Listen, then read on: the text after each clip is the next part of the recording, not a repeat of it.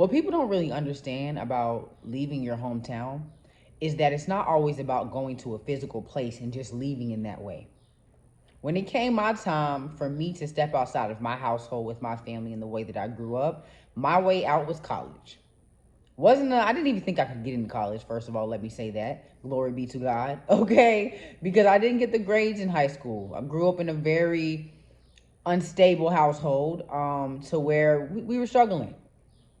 We couldn't afford daycare. So some days I couldn't go to school because I was helping watch my little brother. Some days I didn't want to go to school because when I went to school, the weight of the world was on my shoulders and people was making it even harder for me, and they didn't even know what I had going on at home. So most of the time I'd be skipping school or helping my mama out, and my GPA didn't hit what it was supposed to hit on. Let me just say that. So I was like, there's no way I can get into college. Like, I don't have the grades, I don't have the GPA, it's no way.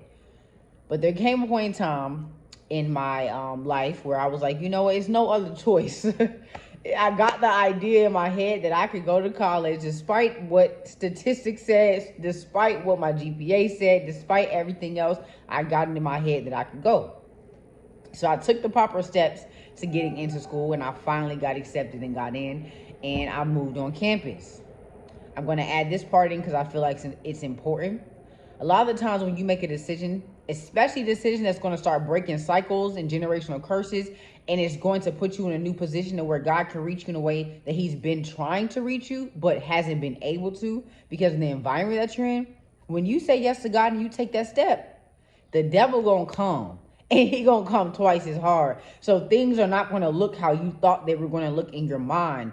And if you allow that to discourage you, you will completely squander, as in mess up and take advantage of, and not appreciate the blessing that God has given you. So there were a lot of bumps in the road in this process of me getting into college, from me taking the wrong test and getting frustrated. I'm sitting in the class. I haven't been in school in like 5 years, and I didn't schedule the SAT test to go take the SAT, y'all. And I'm sitting in this cold classroom. I haven't been in the classroom 5 years for hours. Then I get out, and my score wasn't the best score. I called the school to let them know, and they're like, that's not even the test you need to take. The test you need to take is this test. I think it was like the acuplacer or something. Man, I could have let that discourage me and stop me. But I kept going. I said, all right, I'm gonna take the next test. Then it came time where I got accepted. I got into school, and it was time for me to move on campus. Move on campus, the dorm room is dirty, y'all. I'm talking about hair glue in the carpet, refrigerator nasty, like disgusting in there. Almost got discouraged. Almost turned back and said, you know what, maybe this is not for me. But I pushed through, and I got into campus. Stayed on in the dormitories. And I was able to finally be on my own outside of my household. That was me leaving my hometown. Even though I was in the vicinity, even though they was close by, I left the house. That was me leaving my hometown. What people don't tell you is when you leave your hometown, that's just the first part. That's just the first level. That's the groundbreaking part right there. When you leave, they don't tell you that when you leave, that trauma you leaving, that household you leaving, that environment you leaving, some of them remnants, they come with you. You grew up in that. That's all you've known. Them pieces and them parts and them emotions and that trauma and that mindset is going to come with you. So you've left your hometown, but now it's time for you to shed the rest of home off you. So when I got in school, I got caught up with people pleasing and overcompensating in a way that I'd never seen in my life before. People pleasing and overcompensating to the point where I messed up my college opportunity. And I'm just going to be real raw and hold myself accountable. Do I regret it? Used to. Now I thank God for that moment because it taught me how not to be so caught up in trying to people please. Because meanwhile, while I'm trying to worry about how they think and how they're taking me, and if I coulda, shoulda, woulda, did, they still getting their stuff done. They still graduating and got their degree. They still moved on and moved forward and did their thing while distracting me. Learned that lesson, and I'm thankful for it. So if you are in the position that I was in, or you've already been there and you're somewhere else now, don't beat yourself down or regret what happened. You needed that lesson in order to be who you are right now and know what it is that you know. Okay? Small things to a giant. It is what it is. God knows you better than you know yourself. So that opportunity that you messed up, you didn't really mess up. He already accounted for that. That was in the plan. You needed that lesson. And I have to reiterate this. You needed that lesson. And even though you had to go back home to the very place that you were supposed to leave, you needed that too. Because I had to go back home after college. Back to the place that I was leaving from. Back to the place that I said I didn't want to go back to. Back to the place that I knew God wanted me to be better than. I had to go back to that place. The thing about going back is you will learn what you still partake in. And what I mean by that is the cycles and the generational curses that you are taking a part in, that you are still operating as, they will show more than ever when you show back up. When you go back home, when you back around those people, it will show you if you truly healed or truly changed or not. It will truly test you and allow you to see whether you have overcame or not. And God will allow you to go through those tests and through those trials and through that moment in your life to show you, to invite him in deeper and say, Lord, I thought I got over this thing. But the moment I got back home, the moment I got back around my mom, the moment I got back around my family, the moment I got back into the environment that traumatized me and made me feel less than myself, the moment I got back in that space, I fell back into the person I used to be. So I see now that I need you more than ever in this area of my life. So Lord, please move on my behalf and show me who I am meant to be, who I'm supposed to be, and how I'm supposed to lead in this environment. What is my assignment here? Do y'all know that college campus that I stayed on, I had been there 3 times before? Was homeless and staying with my homegirl at the time, the first time. The second time I went back there and got my own dorm room. The third time I was living with my sister in her dorm room, homeless. I had been back there 3 times. God will take you back to the same place multiple times so that you can learn the lesson he is trying to get in you. So that you can see the version of yourself that he has predestined for you to be. He will place you in the same position repeatedly. Not to harm you, but to prosper you, because there's something that you must learn. So you might be in a space where you back in your hometown. You back around the same people. You back around your family. You back operating in the way that you said you would not ever operate as again. Invite God into that space deeper. Fight harder than you've ever fought before, because temptation gonna come. Irritants gonna come to where them irritants gonna come try to bring out that old version of you to where you want to fight now. You want to argue, you want to scream, you want to shut down. Them irritants are gonna come and try to pull that up out of you, but you're no longer that person. You no longer that person. A lot of you watching this video, you are chosen. You are the one that's going to unlock the doors for your family to walk through. Not saying that everybody's going to walk through them, because that's their free will and they have to decide if they want to walk through that door. But it's just your job to show them that the door is opened. So honor God in this season. No matter how hard, and yes, you're going to slip. Yes, you're going to fold. Yes, you're going to fall. A righteous man falls 7 times. You're not going to be perfect, but keep seeking God. Keep trying to be better. Keep trying to do the hard thing.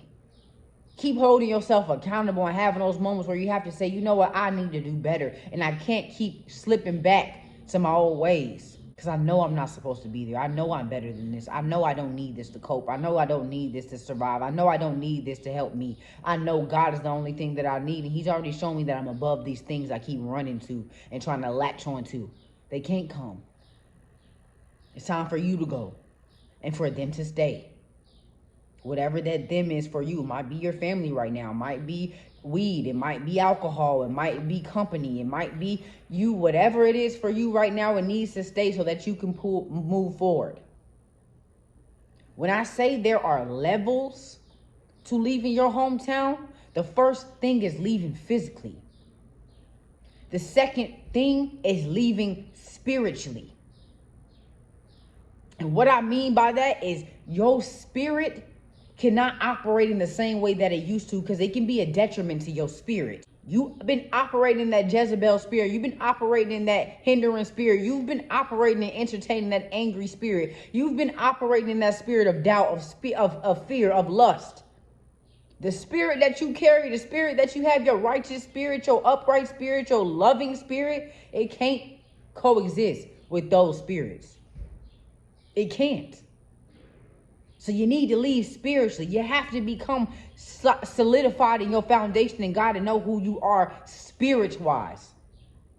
That's why you have to leave physically, because sometimes it is difficult to try to transition in your spirit when you're still in the spaces and places that dimmed your light, that made you operate in spirits that were not of God, spirits that did not serve you. So you have to leave physically, and then it is spiritually, and from there we must go to the mental. You have to change your mindset. You have to change your way of thinking so that you can change your way of being. This comes from you working on your spirit. Because I was thinking for a second, like, hold on, God, I think mental should go before spirit. But you won't even know what to think or how to move if you're not connected to your spirit. You'll be going with whatever the world tells you is right. Your spirit is going to tell you which way to go. The Holy Spirit in you, your intuition, your gut, your God, that voice. Your spirit is going to tell you. So you must unlock your mind mentally through your spirit. Pick up your Bible and start reading it. Get acclimated with the word of God, like he has plans to prosper you and not harm you. Like you have dominion. You can call things that are not as if they are. So if I say I'm wealthy, it might look like I'm poor right now, but I'm wealthy. The wealth gonna show up because you said so, and you have dominion. You command that. So you got to work on your spiritual posture and knowing what it is that God has said about you. And from there, your mind will start to shift. So when you go back into these atmospheres, when you go back around your family, when you go back into them places that you used to operate at a low level in, you'll be vibrating high. So everybody in the room has to meet you and you don't meet them. Okay? You're not meeting them. They're meeting you. And it doesn't mean that you're putting yourself above, or you're chastising people or condemning people because they're not on the same level. It just means that you're operating and vibrating different, and they will meet you. And there are going to be some areas where they're operating and vibrating different, and you need to meet them because you're still low vibrational in that area. So don't get too cocky, because we tend to start finding out new information and getting close to God and think we above people and we on the same level. He judges us the same. Just because they're operating in alcoholism right now, don't make you no better because you just smoke weed. Just because they can't be by themselves and can't be alone, so they constantly with different men, doesn't mean it's any different from you who settle in your relationships when you know you're not even happy. Same level, different devils, same view. Somebody asked me the other day, how are you going to be the one but not be the one? When it comes to you being the one in your family, being the one in your workplace, being the one in whatever environment God got you in right now, you have to choose you fully. My problem's always been I want to help everybody get there first. And it's okay if I get there last, because I know my intentions and I know I'm going to make it. And I've already seen what God has shown me, and I know I'm going to get there, but I want to see y'all there too. So if I can stay back and help y'all, I'm okay with that. But you can't help nobody until you help yourself fully. And I've gotten to the place in my life where it's like, you know what? I have to choose me first and do the difficult things all the way and really zone in and focus 100%. So that I can get to where God is calling me to be. And then I can come back and help properly. So that we're not all still stuck in survival mode, but we're focused and different. And what I mean by this is, I've been realizing that we tend to take on other people's problems because it's easier than dealing with our own. It's easier to heal somebody else than it is to heal yourself. So we fixate and focus on other people's things. And that's not a bad thing, that you want to help, that you want to heal, that you want to sow good seeds. That's the God in you. That's God in you. He wants you to help people. He wants you to sow good seeds. He wants you to be an example, so that people can see him in you and want to experience him for themselves. He wants that, but not at your own detriment. He doesn't want you to be foolish with your heart. And if you put all your energy and time and effort towards things that are his job to do, you'll let go of the things that are your job to do. We be caught up doing God's job. We think we're supposed to save everybody, do everything, be strong, we doing God's job. He has assigned us to be in a specific position and play a specific role right now. We have a specific set of tasks that we are supposed to be focused on. And the way to find those tasks is to spend more intimate time with the Most High God. so that he can reveal to you what it is. To figure out what set of tasks those are, what keeps calling your name. Music been around me my whole life. And because I was worried about money and where I'm staying and this and that and worldly things, I kept pushing it to the side. Fashion been calling me my whole life. Kept pushing it to the side. I'm not seeing no money right now. God, I gotta eat. When it's his job to provide my food. And I've seen that. He supplied me food many times where I didn't know how I was going to eat. So we worry about the wrong things right now. We got to worry about our set of tasks and really sit down and pay attention to what God has been trying to say for years, months, weeks, days. What he keeps trying to tell you is for you to focus on. We need to sit down and be still and focus on that. But instead, we want to save our family. We want to pour into this person. We see the potential in this man, so we want to build him up so that he can be what we see him as in our minds. When you can help build this man up and you can help build these people up, but if you're not even the person that can align with them, they'll move forward and you'll still be back. Let God do his job. Sow good seeds when God puts it on your heart to. Speak life and help people when God puts it on your spirit to. Not because you want to be in control. Not because you just see that as what it's supposed to be right now. Let God do his job. I know it's hard because you feel selfish for saying I have to focus on me right now. I have to choose me right now. I have to sit back and stay in stillness and solitude and really get connected with God and sow into myself right now. You feel selfish, but you've been sowing seeds all your life and putting yourself on the back burner for everybody. There's nothing wrong with you choosing you right now. Nothing wrong, because you already know the intentions and how your heart posture is. You already feel God in you so deeply that you know when you get right, you can come back and help them different. But you can't keep trying to help them the way that you've been helping them, because all it's doing is hurting you and hurting them. It's time for a different type of frequency to enter into y'all space. It's time to operate on your new level, on your new frequency. You're different. God keep trying to tell you that. But because of the world, because of your childhood, because of the things that your mind tells you constantly that you believe in some ways, you feel like you're being selfish. You feel like you're not good enough. You feel like it's not possible. You're afraid of the outcome. Well, what if my family thinks I'm acting too good? What if they're mad at me? What if they feel some type of way because I might get there first? That's not for you to worry about. Who is for you is going to be for you, and God will reveal who that is for you. And I know it's difficult because you don't want to offend nobody. You don't want people to misunderstand you. I do, boy. Y'all, I don't like when people misunderstand me. Like, that is a boy. Like, I be having to really sit back and be like, God, okay? Because I don't like that, because I know my intentions. I know my intentions, so I get it. You don't want nobody to misunderstand you. You don't want nobody to be spreading gossip or lies about you and acting as if you're something that you're not, because you don't want that. Especially you coming from a background where people bullied you. You were the talk of the school, the talk of the town. People always putting you down, so you felt like you had to be perfect because you were tired of being the mess up, the black sheep, the thumb, like on the side of the road. You was tired of being that. So now you really take it to heart when people misinterpret you. But you can't worry about that. That's God's job. Vengeance is the Lord's, and he will cover your name in the rooms that you are not in. In this season of your life and where you are, on the new level of leaving your hometown, where you're shedding off that skin, when you're taking on a new mindset, when you're no longer operating in the old ways, the ways of the past, where you're completely new and you're taking that next step of leaving your hometown so that you can come back and help everybody leave it too. You cannot care about what anybody got to say about you. You can't care. You're going to think about it sometimes, and you'll find yourself getting into a position where it's like, you cannot care. That's God's job. You cannot hesitate. You cannot back down. You cannot lower your standard to appease other people while making yourself uncomfortable just to make them comfortable and accepting you just for that moment. Because anybody who tries to bring you down, who does not understand where you are and your standards and your boundaries, and if you come down for them so that they can accept you, so that you can appease them, there will be something else that they want you to compromise. And you'll compromise it because you're used to doing that for the sake of people pleasing and being accepted.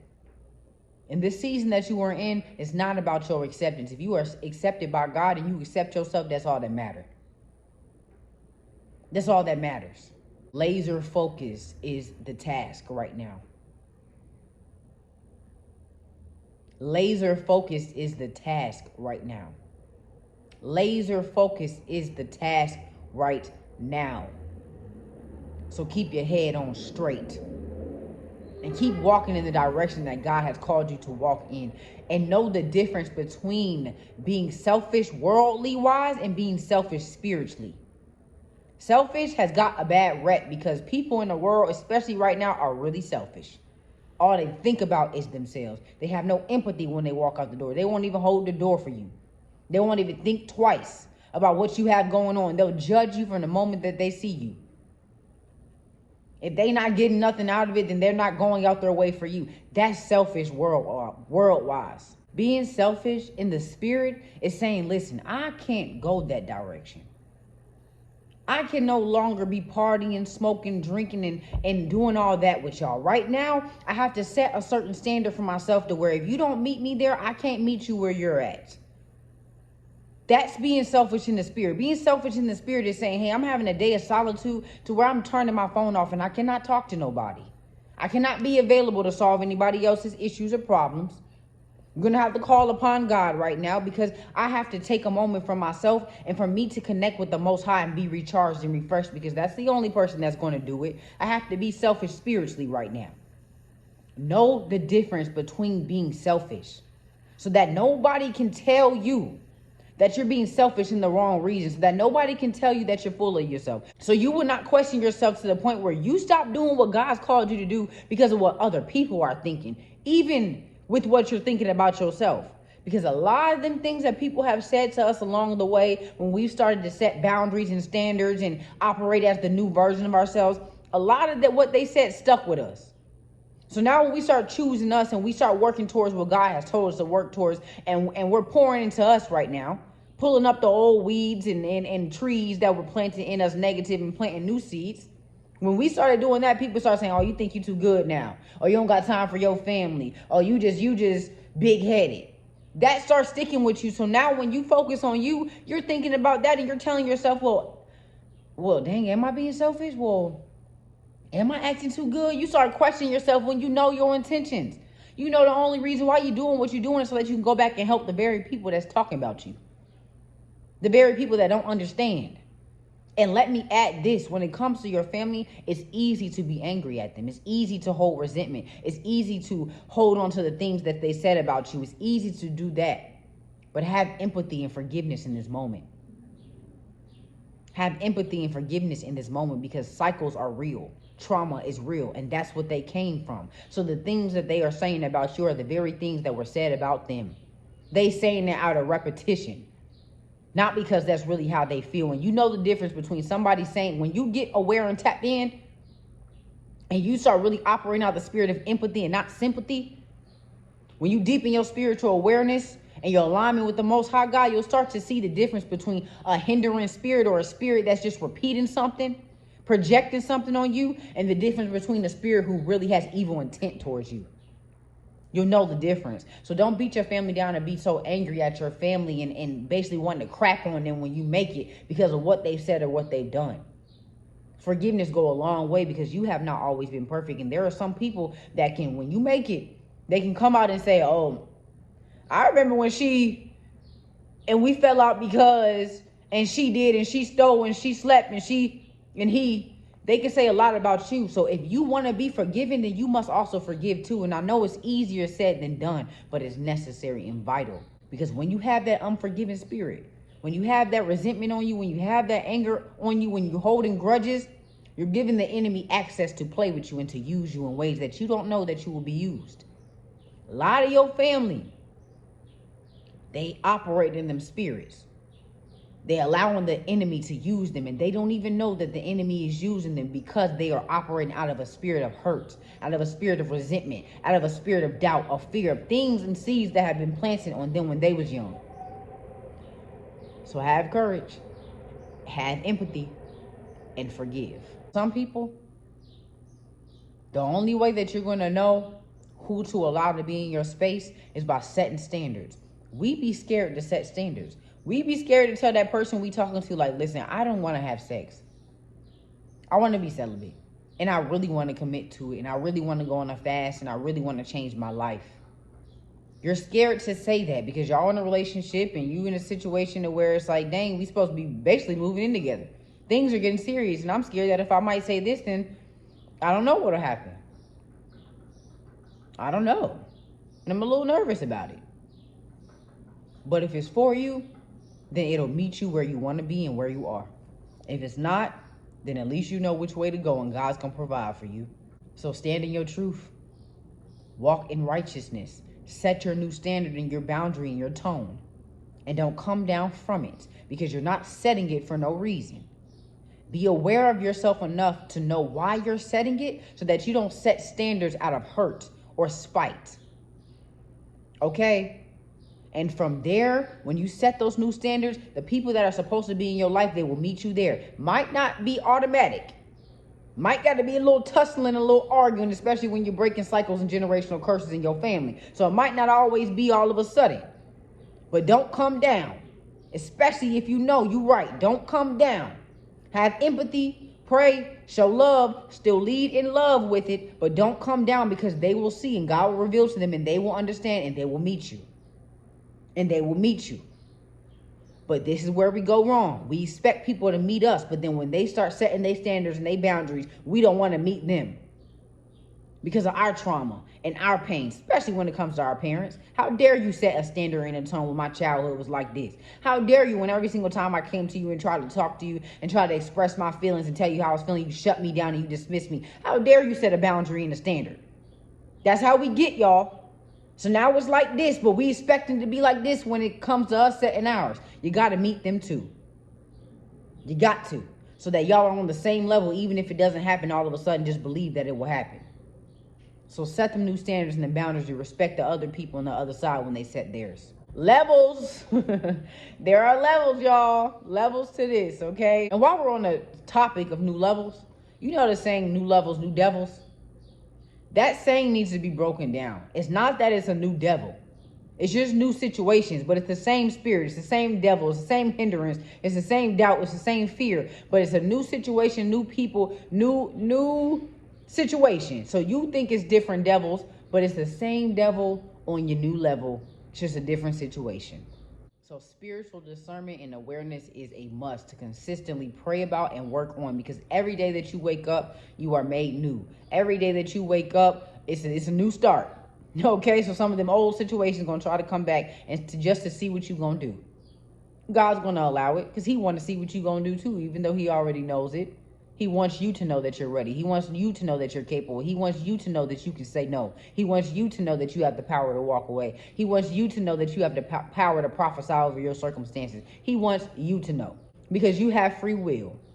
Okay? Continue to pray, Lord, let your will be done and your kingdom come, because you know better than me, and operate like that. But because you have free will, he's going to let you do what you want to do. Okay? Until you give him your yes. Anything that tries to control you is not of God, because God is not a God of control. He's a God that gives you an option. He's a God of yes or no. He's a God that says yes to what you say yes to and no to what you say no to.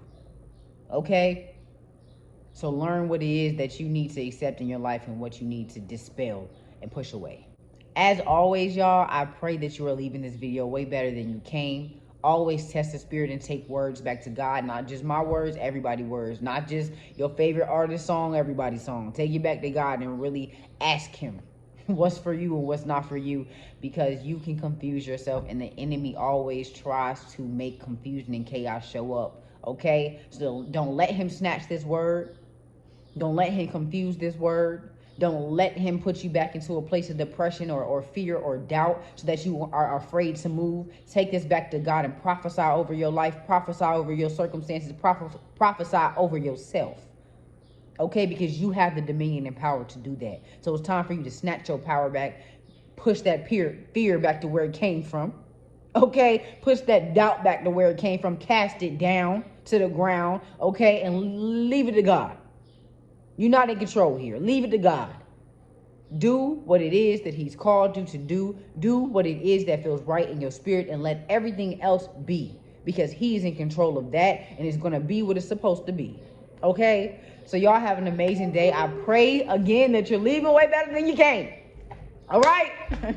Because listen, we're not operating like our lower selves no more. We're done with that. We're done with that. That season is over, and we're just shaking off the excess pieces. We're blocking out the excess noise. It's time.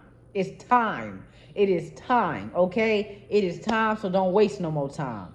Don't waste no more time honoring the devil and acknowledge. Don't waste no more time. Don't waste no more time being the version of yourself that is no longer. Don't waste no more time trying to hold on to things that don't matter. Don't waste no more time trying to self-sabotage yourself so that you don't make it. Stop being scared of success. Stop being scared of being the person God has called you to. You are equipped. You are ready. You are prepared. And you will not be perfect, but you're the right one for the job. Okay? So honor God in this season. Get aligned with your highest self. Block out that excess noise and walk with your head up high no matter what your circumstances are telling you, because it's just temporary and you are just passing through. You might look broke right now, but you're very wealthy. You might look like you're going back to your old ways, but you're actually becoming the new. You might look like you're still entertaining the people who put you down, who broke you down, who don't want you to be better. They might think they having their way with you, but they are not. They are not. You passing them test. Okay? You're passing through. And you might accidentally slip up and speak to somebody on the way, but keep it pushing. Okay? Keep it pushing, y'all. Keep it pushing. Keep going. Do not give up. Do not settle. Do not grow weary, because you're right at the cusp of your breakthrough. And every time you get there, the enemy makes you fall back because you think you're not close and you only have 2 more steps to take. So do not give up in this season. Stay prayed up, especially prayers of protection. Okay? Keep your peace close to your spirit. Walk with your head high and know that you are covered in the armor of the Most High God, and can't nothing touch you. Okay? Can't nothing take nothing from you. It's yours. It will always be yours, and it's always going to be out trying to find you. So make sure that you're in the position to receive it when it comes, and know what it is when it shows up. All right? I will see you guys next video. Thank you so much for tuning into this one. I have a lot more chats coming for us. Words that God put on my spirit. And I really want to start talking to the ladies more, to us as women, because I've been noticing a lot of things that we need to correct and really pay attention to, based off my own experiences, especially with dating and men in general. Okay, and I feel like we need to polish off our crowns a little bit more. So I do have some girl talks coming, so be on the lookout for that. And comment down below what topics you would like to discuss or things that you may be struggling with, and I'll pray on it and come back with a video. See you next time.